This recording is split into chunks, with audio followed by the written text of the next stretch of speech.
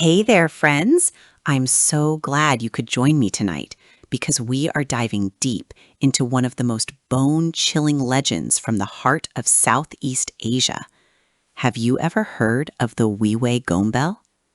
In the lush, humid villages of Indonesia, as the sun begins to set and the sky bleeds into a deep, bruised purple, there is a distinct change in the air.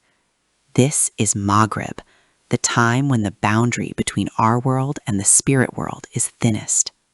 Parents frantically call their children indoors, locking the doors and drawing the curtains tight. They aren't just afraid of the dark, they are terrified of the entity known as the soul stealer. It's a story told to every child, but tonight we are going beyond the campfire tales to see what really lurks in the bamboo groves.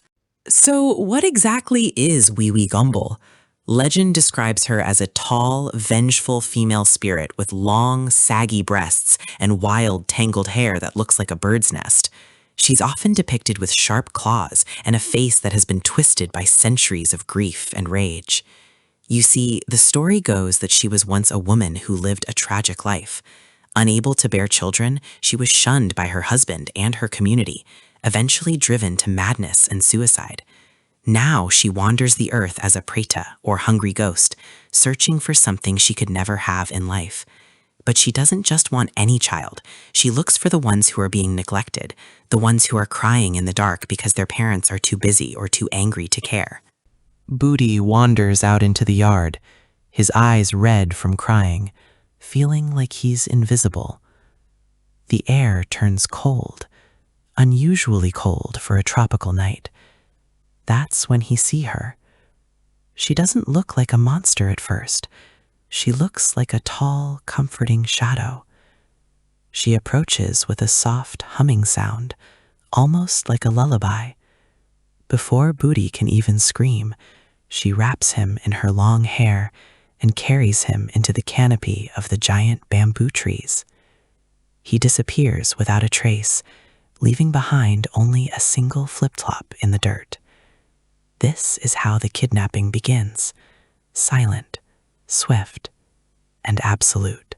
The disappearance of a child triggers a very specific ritual in the village. They call it grebeg teter. The villagers gather with frying pans, buckets, and bamboo sticks, creating a deafening cacophony of noise. They believe that Wewe Gombel hides her victims in plain sight, turning them invisible or hiding them under her massive breasts to keep them warm and quiet.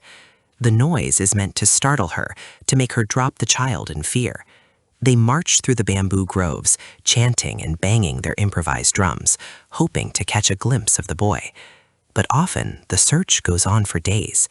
The atmosphere is thick with dread, because everyone knows that the longer a child stays with her, the less they remain human. But what happens to the children while they are in her nest? This is where the story gets truly stomach-churning.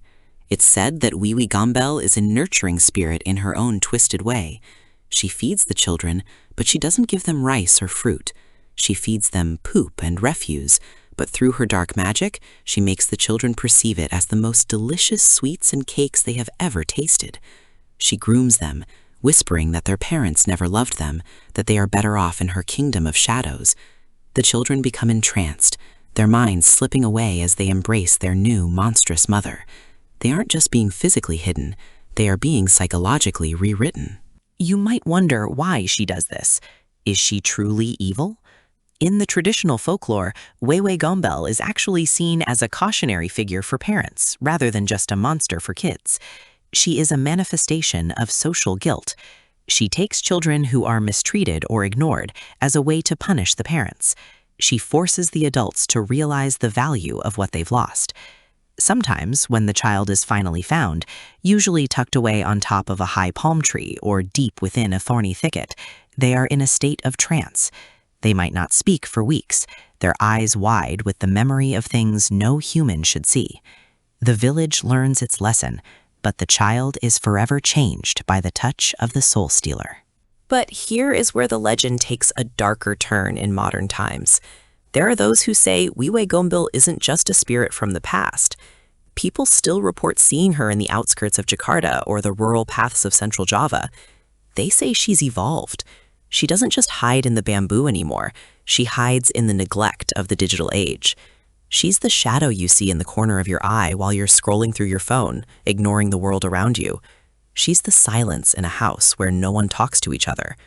The fear of her is so ingrained in the culture that even modern educated people hesitate to leave their windows open during the twilight hours.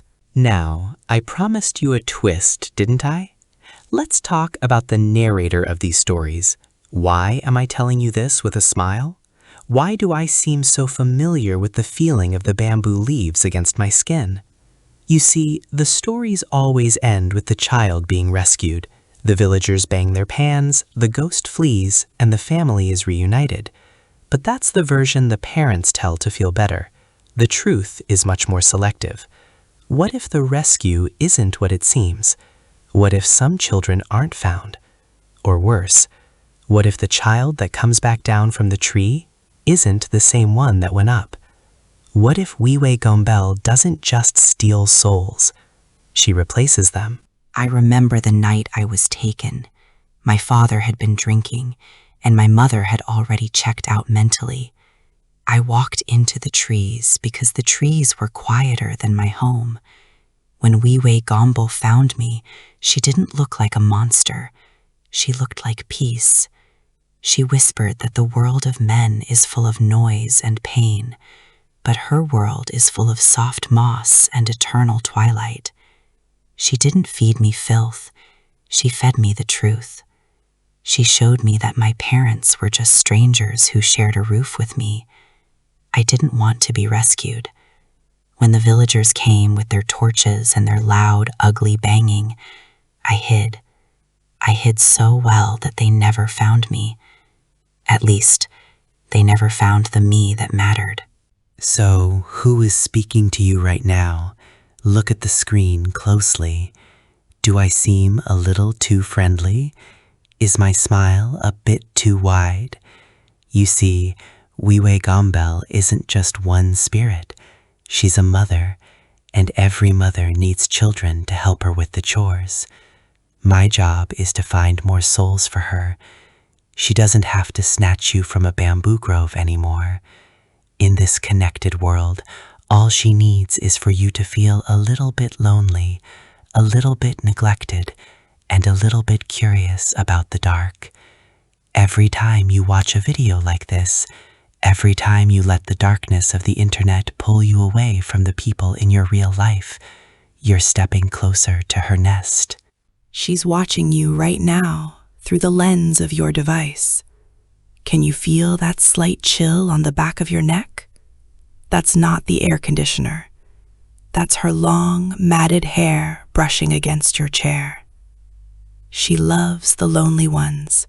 She loves the ones who seek out stories of the macabre, because she knows that deep down you're looking for a place where you belong, and she has so much room under her wings.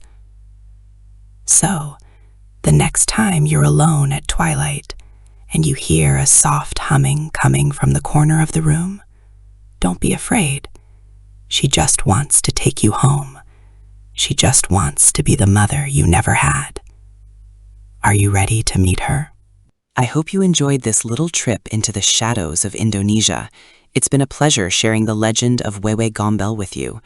Remember, keep your loved ones close, and maybe leave a light on tonight. If you love these kinds of dark twists and cultural legends, make sure to show some love. Don't forget to like and subscribe for more updates. We have so many more stories to tell, and I'd hate for you to miss any of them. Stay safe, stay curious, and try not to wander off into the dark alone. Until next time, friends, she's waiting for you. Good night.